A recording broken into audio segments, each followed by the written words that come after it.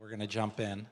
So thank you for being here this morning. I'm Bill Squadron. I'm the president of our energy policy, and we couldn't be more pleased to have our distinguished guests discussing such an important topic this morning.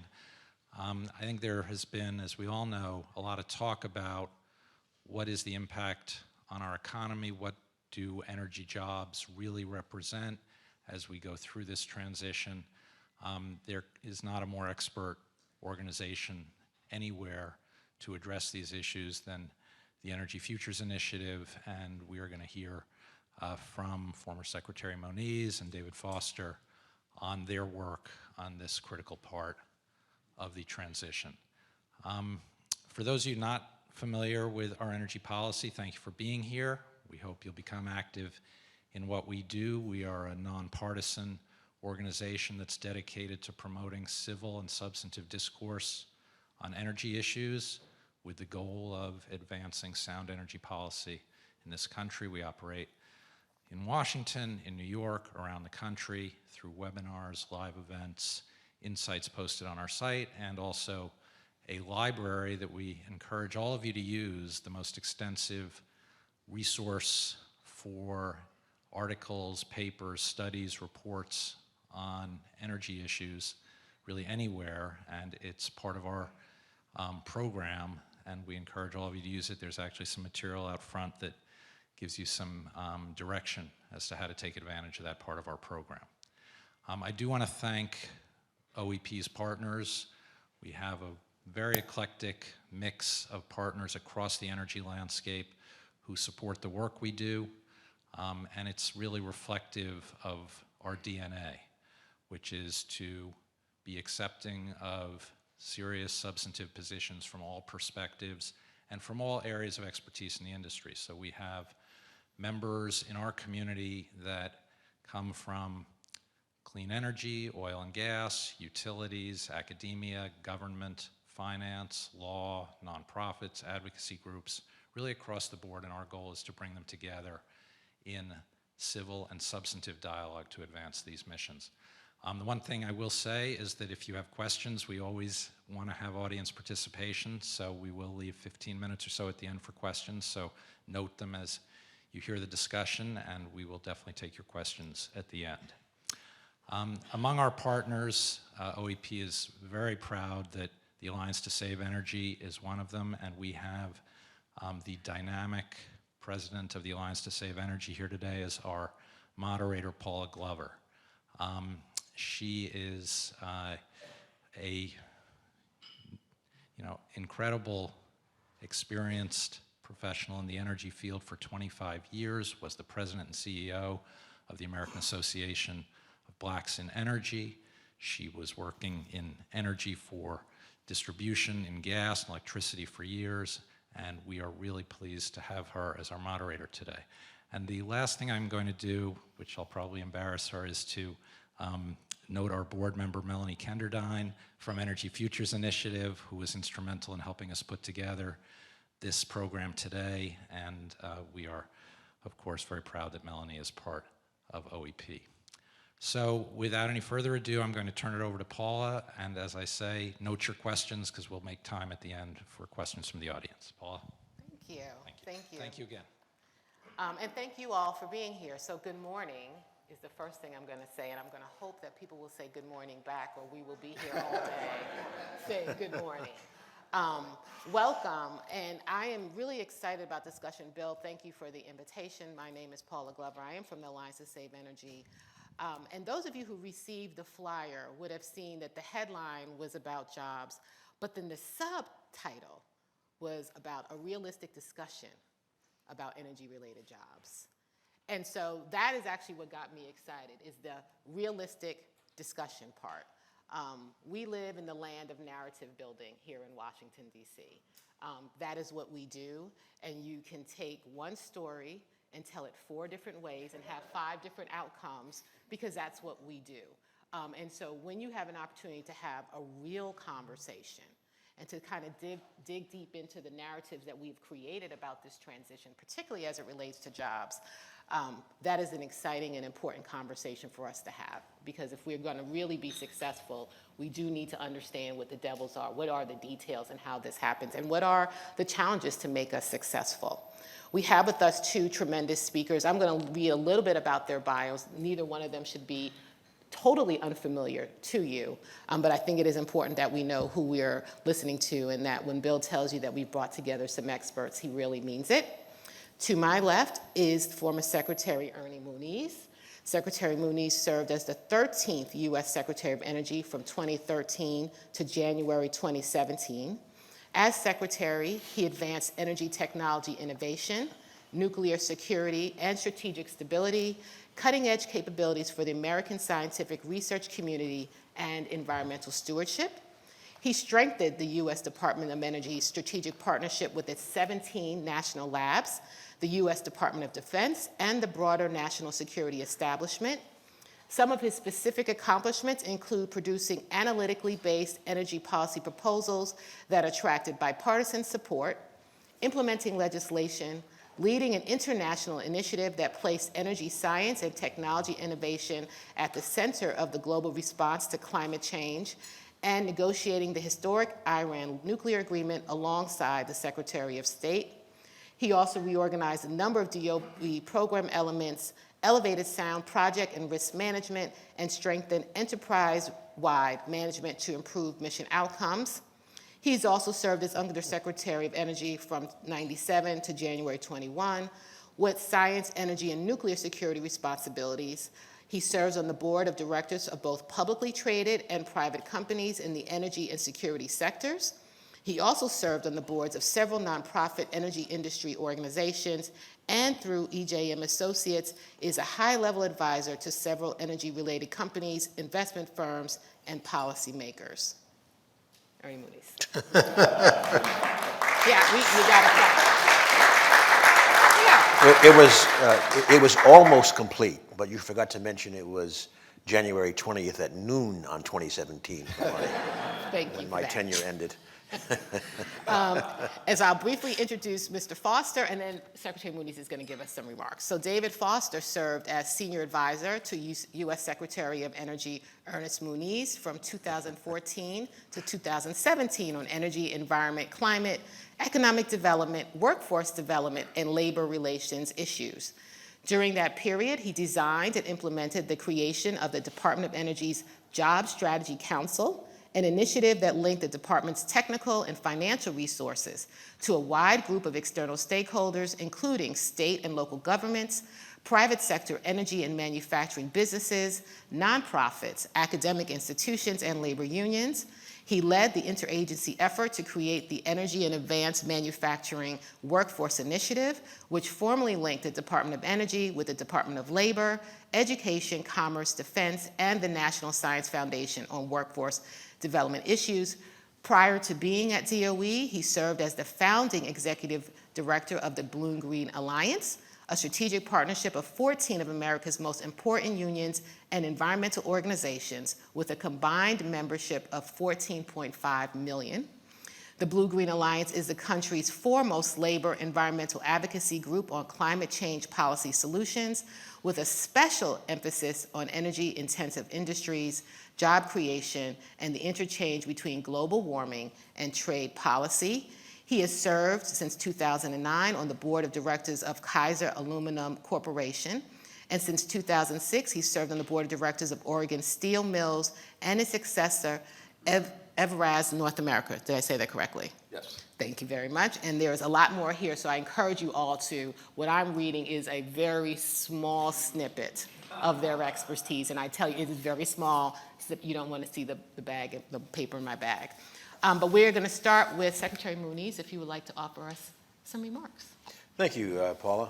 Just a few remarks to open up. First, I do want to thank Bill Squadron and OEP for hosting this event, but also the Alliance to Save Energy, an organization that has a special place in my heart since in the 2016 well-known prom night of the Alliance, I was honored with the Charles Percy Award for Public Service, but perhaps more noteworthy, received a video introduction from the then Vice President Biden and who, by the way, always uses his joke that MIT and Delaware are both land-grant institutions with complete equivalence. Now, I'm going to caution you because I'm a University of Delaware graduate myself. Well, it's okay. So, we don't want to offend my alma mater. I didn't offend you. We have the equivalence. Mr. Biden insists upon it. I really went to MIT.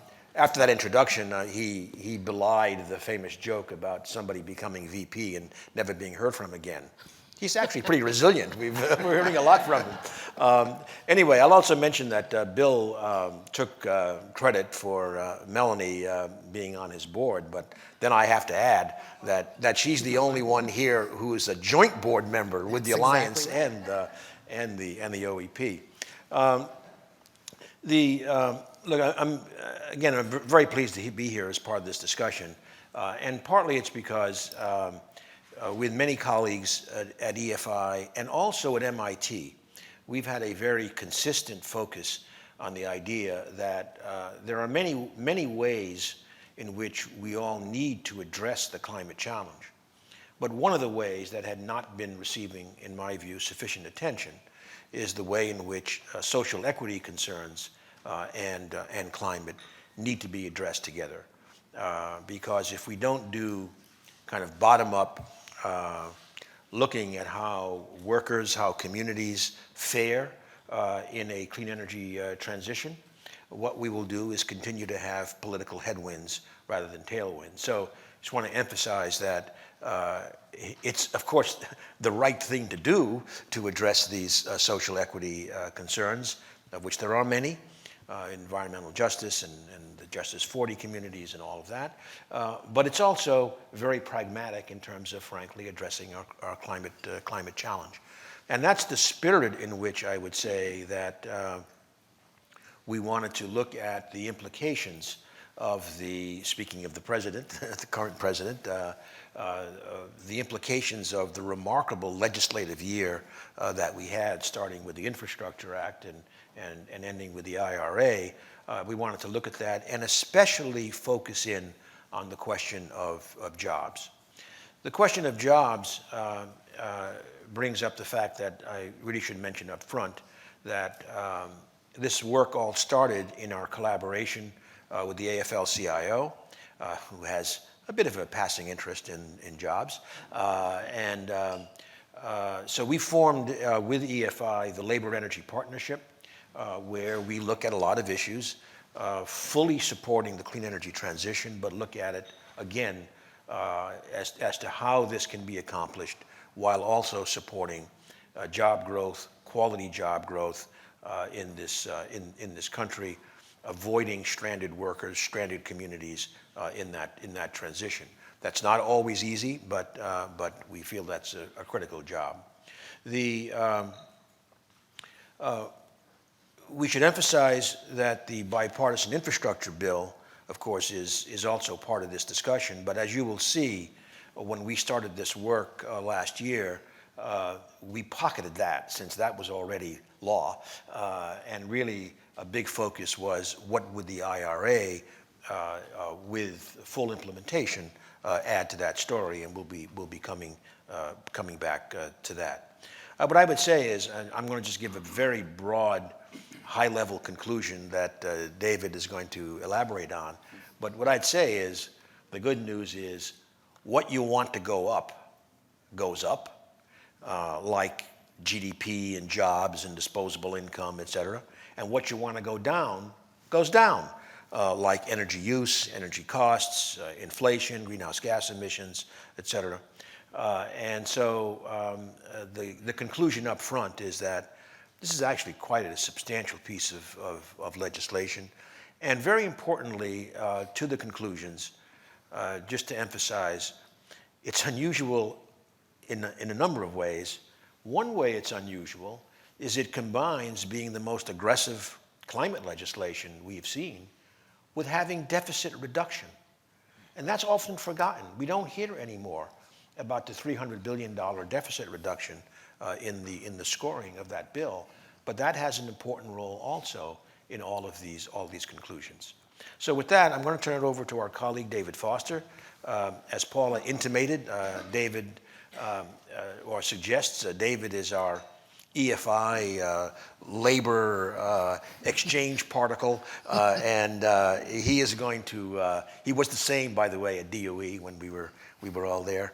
David, why don't you take over and give more of a flavor of the results? Sure. Great. Excuse me. Well, I really have to credit Bill and Ernie and Paula for actually getting me back to DC for the first time since the pandemic started. So you can see that they're quite a draw to have gotten me to fly out of Minnesota after 3 years of avoiding DC and to come talk about this issue. The FAA tried to correct that, but the FAA tried, but they failed. They failed.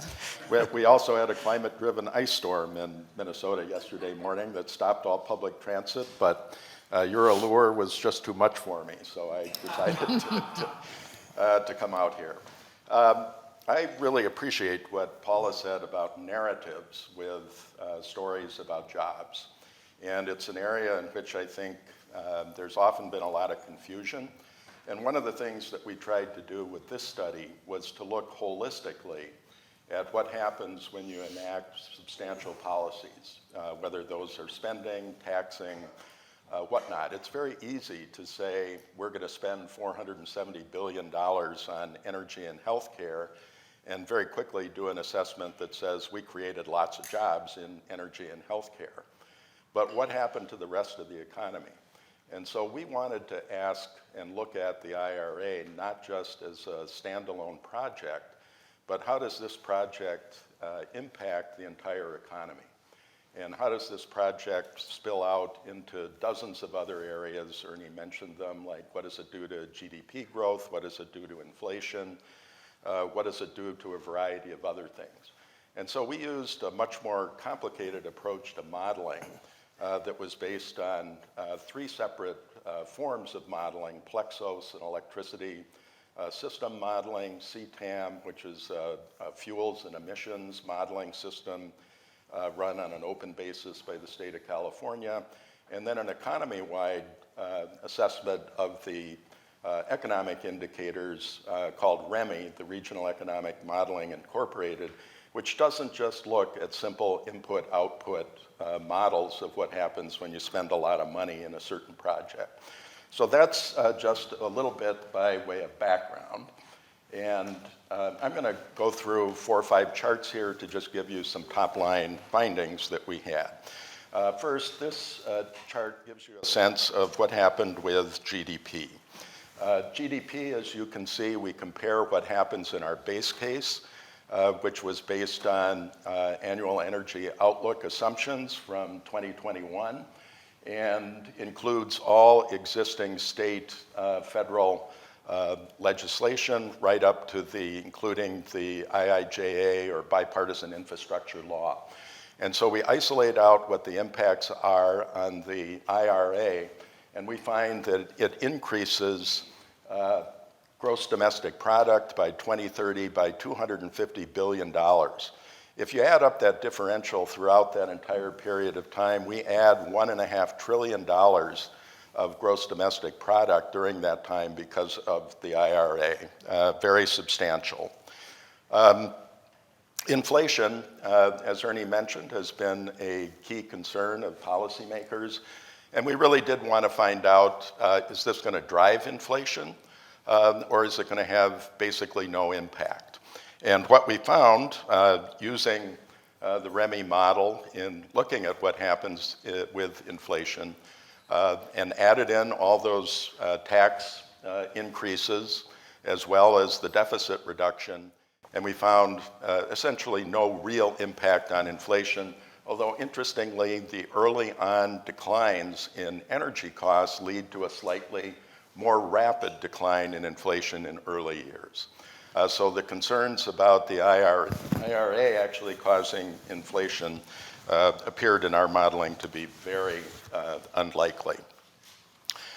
Next, we also looked at what happens to greenhouse gas reductions.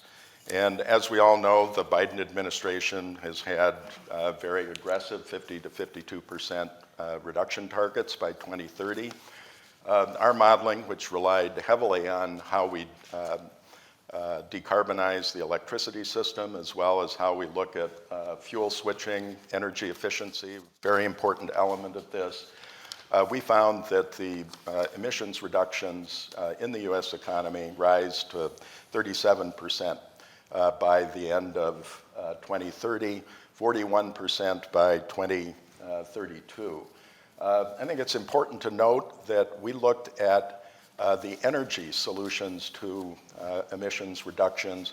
We did not look at a variety of other tools that the administration has in its hands, things like carbon direct reduction, land use, agricultural practices, a variety of things that could very easily get to that 50% point.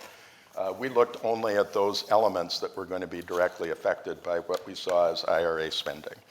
So that's just a little bit of the extra analysis that we did besides looking at jobs impact. There were other things like real disposable income, a deep breakdown in what happened on GDP growth in specific sectors of the economy. But jobs was clearly the focus of what we were interested in. And so in this slide, you can see that the impact on jobs was almost 1.5 million more jobs by 2030 as a result of the investments in the Inflation Reduction Act. And I would add that it's really the targeted nature of those investments that made it create more jobs than they might have otherwise. And by those targeted investments, I mean things like energy efficiency, the kinds of tax credit stipulations that were put in this bill that required certain amounts of domestic content. All of these things sort of fast-forwarded the job creation and made it more robust than it would have been if they hadn't been in there. We found that several of the areas that were most important to energy, which I would tick off as construction, manufacturing, and utilities, did tremendously well. So construction adds over 1 million jobs during that period of time, 590,000 more than in the base case. So that 590,000 more are directly attributable to the investments that are being made in the IRA. Manufacturing, in both cases, actually grows because of some of the direct things that have already been in place. Grows by, I think, 1.1 million, 100,000 of those more under the IRA. And then very interesting was the growth in the utility sector, electric utility sector, which adds 190,000 jobs as a result of these transitions and investments in the IRA. Also, I think it's worth looking at what happens to motor vehicle electrification in the job sphere, because this is an area we've done a lot of work on. And Ernie mentioned MIT, where we did a special paper on this, delving into what happens with the loss of jobs in the manufacture of internal combustion engines. And we looked at 3 states, Michigan, Indiana, and Ohio, where there are over 100,000 people who work in that area. What's going to happen if we start switching over massively to battery-driven cars? And what we found in the IRA is that we get 65,000 jobs in battery motor vehicle manufacturing. And that more than offsets the jobs that are starting to get phased out in internal combustion engine manufacturing. That obviously doesn't, those ICE jobs don't happen all at once. But in this 10-year period or 8-year period we looked at, we end up with actually net more motor vehicle manufacturing jobs during this transition by 45,000+ jobs. So very good results in all those areas. So I want to just close off by mentioning a little bit about job quality, because we also looked at that. There's kind of a common misunderstanding or assumption that if the jobs you create are higher paying, there are going to be fewer of them. And so we really wanted to look at these key areas of construction, manufacturing, and the utility sector. And here's what we found, both in terms of the number of jobs that were created, but we also looked at their average wages. And you can see that the average weekly earnings in those 3 areas, which concentrated the jobs growth in the IRA, are all higher than the median weekly earnings in the US economy right now. And interestingly, they all have higher unionization rates in those three sectors than we do in the economy overall. So this was, we found, a very positive narrative about the IRA in terms of being able to create jobs, in terms of the quality of those jobs, and in terms of being able to cement that the negative effects that you can have with certain policies as a result of investments in climate are more than offset, and offset with good jobs than they are by going down an alternative path. So I think this just reinforces Ernie's final point that if we want to solve climate policy, we've got to do it in ways that embrace social equity. And that's how you get political acceptance. Thank you. Thank you. Wonderful. So why don't we start my first question with your last comment, which was about social equity and the fact that we need to do this by including social equity. And I wondered if you would both kind of delve in deep a little bit more about what do you mean when you say social equity? What kinds of programs would constitute social equity kind of in your mind as we're talking about this? Well, okay, Paula, let me first say, if I may, that we are doing some final tweaks, but we will have a paper on this posted on our website. Let's say tomorrow. We may aspire to later today, but tomorrow for sure. So you can look in more detail at these. With regard to your question, Paul, on social equity, let me handle one part of the question. Then David may want to add different elements. We tend to have your point about narratives. There's lots of what I would say are kind of easy narratives about the end state that we would like, let's say mid-century or whatever, in terms of deep decarbonization. But we find it much more difficult to talk about how we get from here to there. And we believe that that is essential.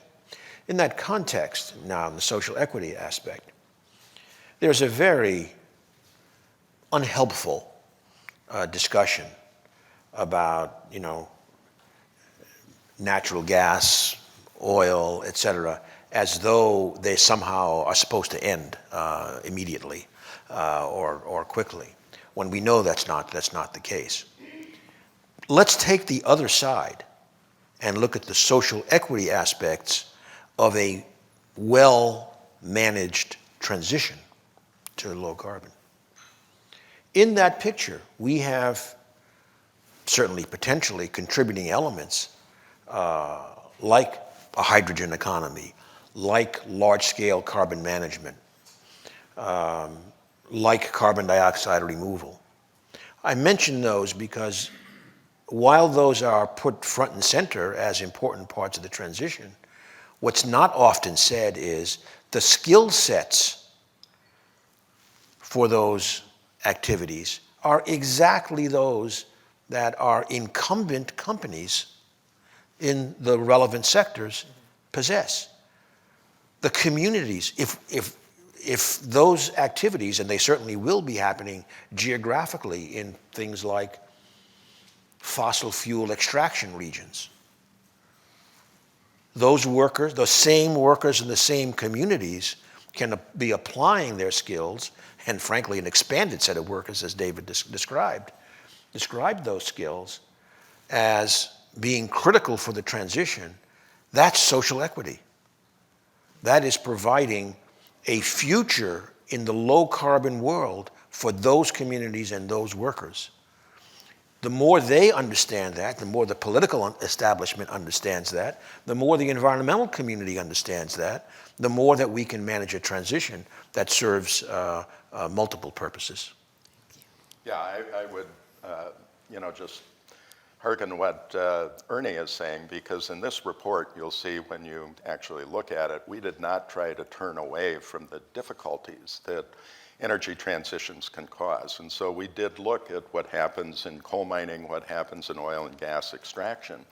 But we also looked at what happened in these accompanying industries. And so we saw that the jobs are more offset in terms of gains in things like metallic and non-mineral mining actually grows by a lot more than coal mining declines. We saw that chemical manufacturing and support activities in minerals and mining go up much more than the jobs that decline, and they're not significant, by the way. They're not large numbers of jobs under the Inflation Reduction Act that decline in oil and gas extraction. But they are far outweighed by the number of jobs that are created out of these new industries that are developing, such as hydrogen, for instance. And so you see that under the IRA, the trends in the right direction are providing employment for people whose skills are readily adaptable to those areas. But then to go on to what Paula was talking about in terms of social equity, we modeled all the Justice 40 allocations that are in the IRA and in the IIJA so that we understood exactly how communities were being impacted when allocations of spending were targeted toward historically disadvantaged communities. And we found very positive results from doing that. We also looked at a variety of other ways in which these kinds of mechanisms can be used. And the IRA, for instance, is filled with requirements for community benefits agreements, a variety of things like project labor agreements, other things that ensure both equity performance, access, and diversity requirements. All of these things, while there's no certainty behind them, we tried to model those to the greatest extent that we could in order to show that there were actually going to be good results coming from this. So I think we were, while we all wait with bated breath to see how execution works, which is ultimately the most important part frequently of legislation, but the opportunities to really address social equity I haven't seen in my lifetime in a legislation like this before. Could I just add one footnote, Paula? Since David earlier mentioned the Roosevelt Project at MIT, which has a very similar gestalt here, that 3 of the geographical case studies, Appalachia, the Gulf Coast, and New Mexico, all heavily dependent on extractive industries. It's no accident that in DOE's call for hydrogen hub proposals, they're all over it. It fits into that same theme. So another question for the two of you, and I sent them a list of questions, and actually the question I'm about to ask you isn't on the list, so don't be mad. Your first one wasn't either, really. Yeah, no, it wasn't. But, just kind of thinking about this idea about narrative building, there's always been a kind of a more recent narrative in the States is that we don't make anything. We don't manufacture anything. We're not a manufacturing economy. We've shipped all of our jobs overseas. And one of the things that the IRA does require, is this idea of American made. And so talk to us a little bit about what are the skills that we should be thinking about? What does workforce look like if we're going to meet these kind of made in America requirements as part of this transition? Well, I think we have to accept the fact that manufacturing has gone through a lot of changes in addition to the changes that we attribute to globalization. Mm-hmm. And so there's, I think, an imaginative failure if we don't think beyond that, because manufacturing today is very different from what it was back in 1975 when I worked in a steel mill. And a lot of this is a result of automation. A lot is the result of the use of digital technology to control processes. So I think the manufacturing that we're building in the future is going to look different. We're not going to go back to the 1970s or to the pre-Reagan era, and we need to think about industrial policy from that perspective. But there really is no substitute, I think, at the base of an economy having a vital manufacturing role in the world. And so the IRA is giving us an opportunity to do that, but let's just make sure that we're thinking about it with the right level of skills in mind. I can remember in the 1970s, you could have not graduated from college and really not even be able to read very well, and you could work in a steel mill. You can't do that anymore. You have to have at least a 2-year community college degree to be able to get in and manage these very sophisticated digital processes that are going on in highly automated fashion. And as manufacturers increasingly rely for quality purposes on digital summaries of their product evaluation and work, understanding that is going to become critical. So we need to have a workforce development system that's really based on a coherent understanding of how technology is playing this role. And really that's why when we worked together at the Department of Energy, we thought it was critical that federal agencies come together and blend their skills so that the National Science Foundation wasn't designing curriculums for community colleges without having had the input of the research scientists at DOE as to where the technology was going. So that's what I think we need to do in a nutshell. I would just add a bit more broadly that we have to be, of course, very careful that Made in America does not become, quote, protectionist, but is viewed from, it's no less important because of this, that we need better supply chain hygiene more broadly.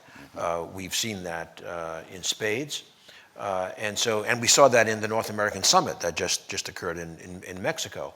The idea that there's a lot of North American opportunity. A lot of our supply chains already go across the border, especially with Canada. Let's say you mentioned the automotive industry, the steel industry, et cetera. So what I think is that we need to, frankly, I'm assuming there are no academic economists in the audience. If there are, then we'll hear a howl. That we need to move away from a very narrow-minded view of economic benefit on the margin to a much more, I use the word that David used earlier, holistic view in terms of what are our societal goals. That undoubtedly means much tighter supply chains, not to the exclusion of sensible, international trade and the like, but we need better supply chain hygiene. Our German colleagues have learned that the hard way in this last year, very, very hard way. Not as hard as for the Ukrainians, but very hard way. So anyway, so I think that's very important. What I'm concerned about, Paul, is I think I have a well-placed, as opposed to misplaced, confidence that we will have the workers. We may need a little resolution of some of our immigration policies, et cetera, but fundamentally we'll have it. When in our labor partnership, the late Rich Trumka always emphasized, get the jobs, we'll get the workers. And as David showed, our modeling says the jobs are there. Mm-hmm. And then in the IRA, and again, David mentioned how the IRA has got a bunch of very interesting, really path-breaking, I think, social equity issues. For example, part of the tax incentive structure was through, say, apprenticeships. Apprenticeships, a very, very great way of saying, there's the jobs, let's get people trained for those jobs, not for some abstract notion of what might be jobs in a modern economy when the jobs aren't there. Not only are they not there maybe broadly, but they're not there in the right geographies. So I think that's an issue. I do, however, also have a concern that as we look at those supply chains, which are the value-added parts of that supply chain that we can really provide? And I'm thinking particularly around the metals and minerals issues, for example. Big issue with the big expansion of battery manufacturing capacity in the United States. Look, there are some things we can control, like we can make a commitment to metal and mineral refining, processing, et cetera. We can't control so well where God decided to put various atoms under the earth. We can do a lot more than we are doing now, that's for sure, but we can't do everything. So we're going to need sophisticated supply chain management together with policy, carbon border adjustments, again, the apprenticeship things that we mentioned, There's a lot we can do, but we've got to put it in the foreground, and that social equity goes hand in hand with the low carbon transition. I'm going to ask you both one more question, and then I'm going to open it up for everybody else because You wanted shorter answers, I know. No. David talks a lot. The more you answer, then I come up with other questions that are not on the list that you've gotten. So keep at it. But what I'm really curious about from both of you is, so where do you think we can expect some growth in this new economy, and where in terms of jobs and opportunities, and where do you think we can expect some contraction? We talked a little bit about kind of skills transfers, and I think we all can acknowledge that this idea that fossil fuel is going to go away permanently and forever is likely not a realistic plan. But where do you think we're going to see some growth and some contraction? Well, David, I mean, you really addressed some of this, and I'll turn it back to him, but just to say that, as he said, look, there's no question that already by 2030, we do see a reduction in fossil extraction jobs. I think it was like maybe 5% or so, David, something like that. More than that. Yeah, it was 5% by 2030, let's say.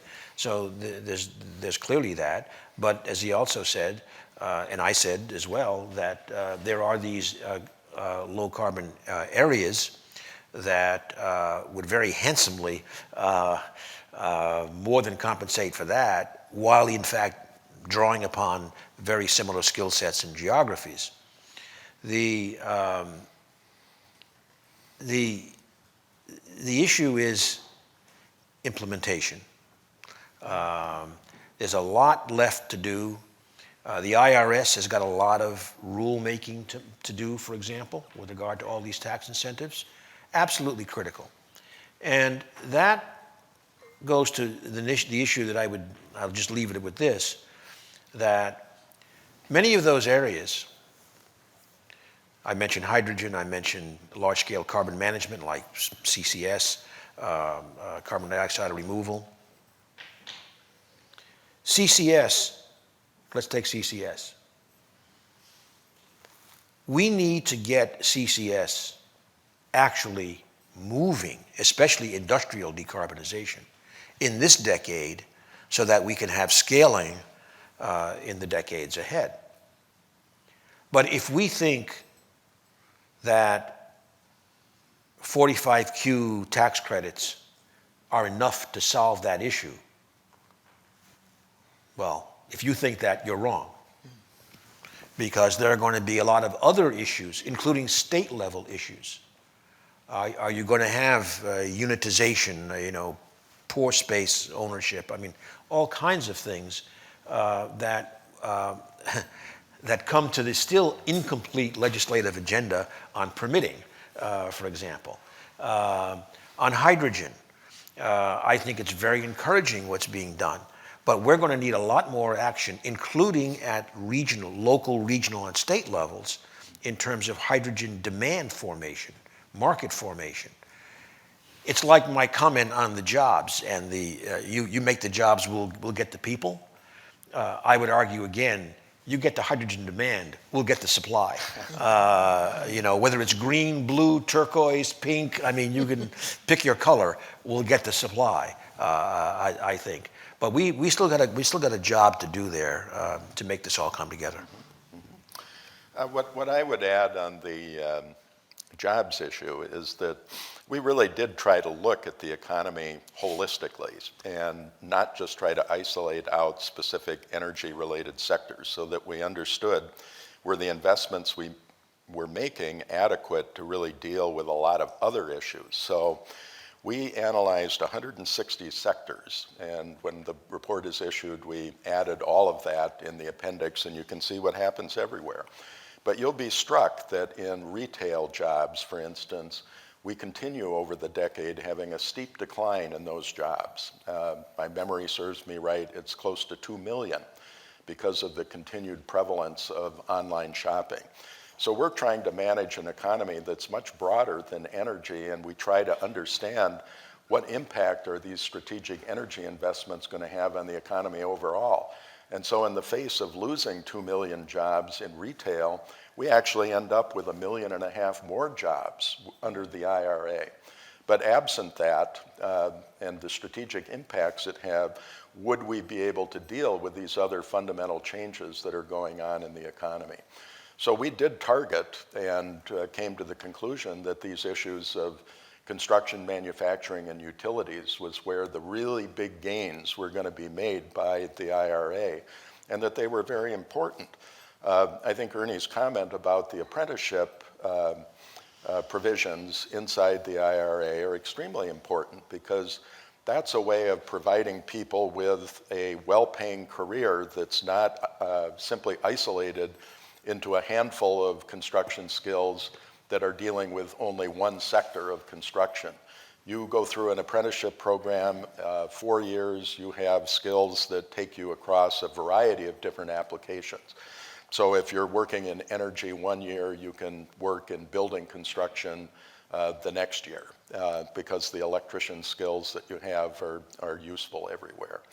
The role that electrification plays by this very significant increase in electric utility jobs, I think, is very important, because those literally are some of the best blue-collar paying jobs in America. And the fact that electrifying our economy a lot more leads to 190,000 more jobs in electric utilities really provides an anchor in communities all over the country, getting to this question of are the impacts spread evenly? Well, if the benefits are spread all across the country, that's very, very helpful.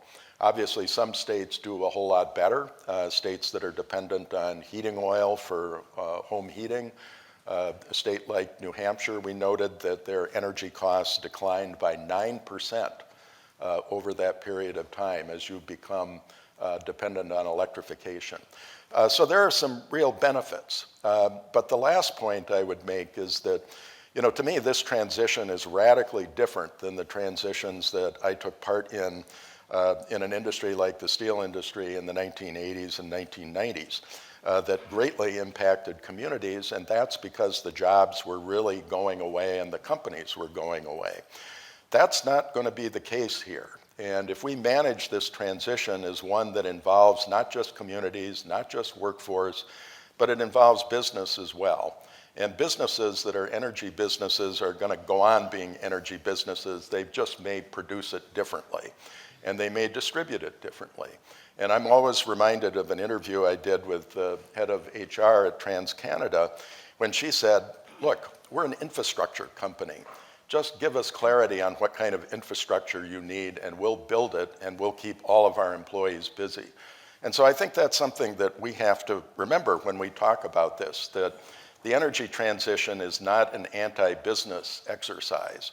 It's an exercise in transformation, and we need to manage that on all levels. Thank you. So do we have any questions?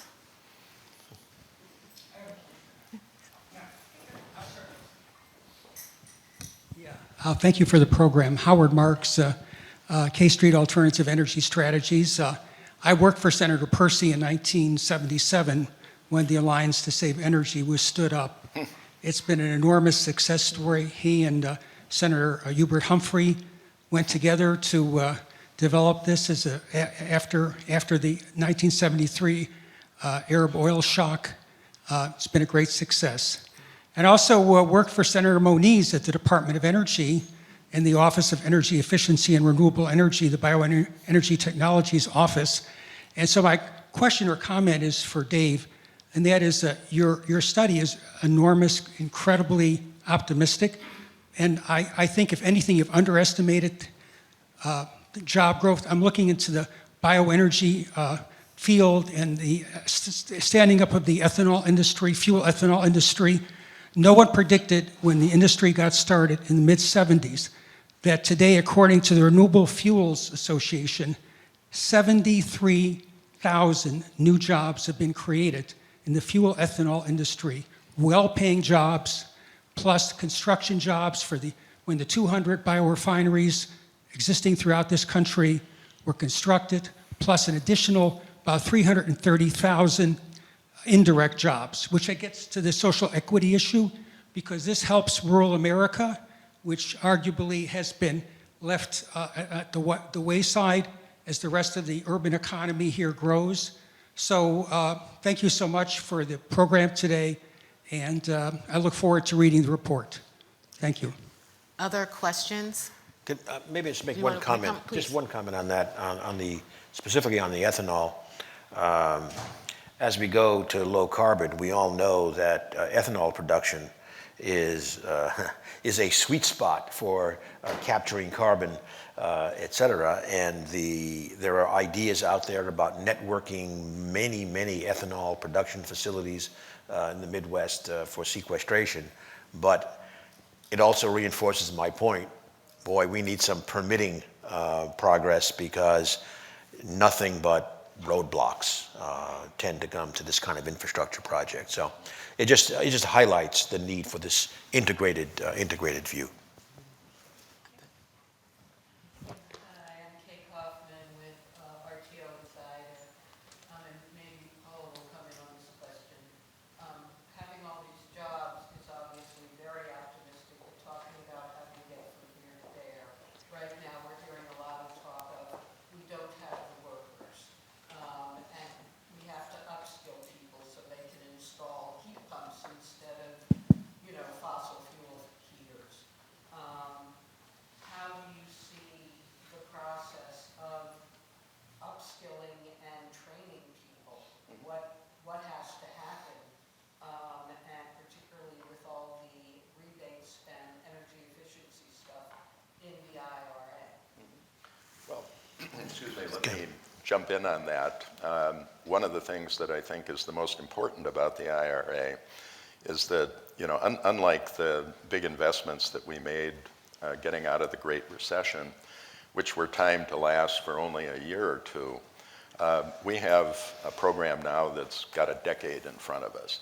And so if you want to upgrade and create skills, having that certainty that there are going to be jobs for a longer period of time makes the expansion of the apprenticeship programs, the expansion of classes in community colleges, it makes that really possible in a way that I don't think we've ever had the opportunity in this country. It doesn't mean we're not going to have some short-term shortages in terms of needing skills and needing them fast. But my experience with the apprenticeship infrastructure in this country is that it can be incredibly creative. When it's given a problem like that, such as we need 150 people with these skills in this community, they are able in identifying first and foremost the immediate skills needed, setting up the kind of class that's needed to meet the immediate demand, while at the same time setting in motion the programs that allow those individuals who are recruited to then get the full 2 to 4 year education that they need to become fully skilled experts in the entire craft that they want to become certified in. So, we have a fairly resilient workforce system. If you go back, for instance, and look at how construction employment fluctuates in this country in the ups and down cycles of both seasonal employment as well as of the economy generally, it can fluctuate by as many as 2 million people. So it's not like we don't know how to manage these fluctuations in demand, but what we have been reluctant to do is to take advantage of the certainty we have now going forward with the IRA. And so I think there were some reforms that were done during the Obama years with the passage of WIOA, the Workforce Investment Opportunity Act, that more greatly integrated state planning with federal grants and needs. And so if we're getting the kind of input at the state level that we need, we will be able to build out at a much more rapid pace than I think we have in the past. I would just add that the numbers in terms of total job creation, including with IRA, but also even without IRA, look very substantial, and they are. But I would also note that it's not a huge stretch in terms of total job creation from what is expected to be needed to match population growth. So I think it's much more the issue of we do need, as I said earlier, some work obviously on the immigration side, but mainly it's about getting the right matchup of people to jobs and training.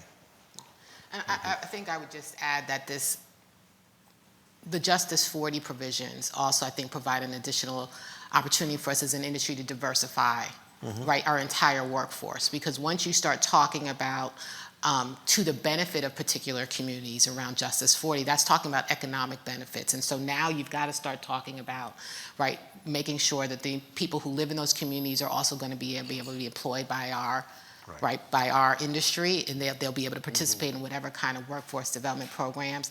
And I would also say, as an extension of that, is that these same people are able to develop small businesses, can participate in our industry, and through their participation, they will also hire and expand, right, the representation, particularly of people of color and others, in kind of this new energy economy. So I think there's so many different touch points and opportunities for us to do this well. And that's why, I mean, we also have to be able to walk and chew gum at the same time. Absolutely. Like the apprenticeship program should not be viewed as divorced from the frontline community programs. And we have examples. I mean, when I was secretary, I mean, there was a great example in Detroit about how the city government, together with business and the utility, could develop community solar, in effect, and do it while having requirements on training minority candidates from the communities who were going to benefit from the work. So I think but we just got to start pulling these threads together consistently. Yeah. Other questions? I see someone way in the back. Go ahead. Hi, I'm Kira Zeilman with the National Association of Regulatory Utility Commissioners, and I wanted to ask about sort of impacts on end users. David had mentioned home heating costs in New Hampshire a few minutes ago, but our member state utility regulators are very much concerned by rate increases for electric utilities driven by inflation and natural gas prices. It's excellent that there are incentives in the Inflation Reduction Act for switching to electric appliances, but I think there's general agreement that there's going to need to be a lot of investment in the electric utility sector to reach decarbonization goals and to increase reliability and resilience. So is there anything kind of in the Inflation Reduction Act or any recommendations you would have for state or federal policymakers or regulators on how to keep electricity costs kind of in control and not have those undermine the switch to electric appliances? To me, the key aspect of that is that we're making all these investments, of course, as you were saying, in transitioning electric generation from one form to another, and that has the potential of raising costs for consumers. And that's what's so important about having this heavy concentration on energy efficiency, because the investments in electricity can result in increased unit costs, but if the demand for unit costs goes down, which is what our modeling generally showed, this 6% decline in energy demand overall during the period of time, then you're making strategic investments that can balance this transition in a way that doesn't alienate consumers. Because I would acknowledge that's a very real issue. And so the role that Paula is playing in her organization and making sure that we always are looking at and achieving that balance is extremely important. I don't know that we necessarily monitor that at the level we do, but it's definitely a challenge. Along with the geographic distribution of jobs, we have to pay a lot of attention to the geographic distribution of the cost to consumers of energy and make sure we're managing that. I would just add to what you said, particularly for regulators and your constituents, is that as they're going through cases, to think about the way that they value and measure efficiency. And that I might suggest that they want to think about changing that cost-benefit analysis, which is usually what regulatory structures use, and start thinking about, like, maybe we measure success by the number of customers who actually adopt efficiency measures, or programs that are built in such a way that you can get much larger adoption by particular communities, if that's a low-income community, whatever that is. And that's not necessarily how efficiency programs in the utility structure are really valued now.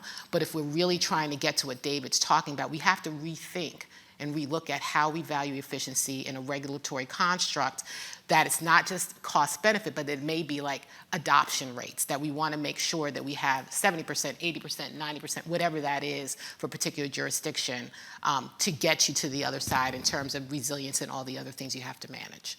That's just a suggestion. And I would just add one last point, which you trigger, and I'll come back specifically to electricity, but we too often talk about addressing the clean energy transition as though there's some broad approach good for everybody. It's not true. The solutions are very, very regionalized, very local. That includes the fact in the electricity sector, after all, that we have very different forms of regulation in different parts of the country. We have very, very different forms of electricity delivery structures, IOUs and munis and co-ops and everything else. And we have to tailor solutions to those specific boundary conditions, to those specific regions, which is why we think geographical case studies is often the way to go for many of the questions that we have discussed today. We will wrap it up, but I do want to thank all of you for taking the time this morning, particularly thank Ernie, David, and Paula for this insightful discussion, and all of our colleagues and friends at EFI for their support in helping put this program together. And with EFI's permission, we will also put the paper in the Our Energy library as soon as it's available, so that you can take advantage of it there too, and also see all the other great opportunities to use that resource. So once again, thank you very much for being here today. Wish you all a good new year, since we're still on the cusp of that, and encourage you to participate in the programs that we have coming up. We'll certainly keep you informed and look forward to you being there. Thanks again to everyone. Thank you. Thanks, Bill. Thanks.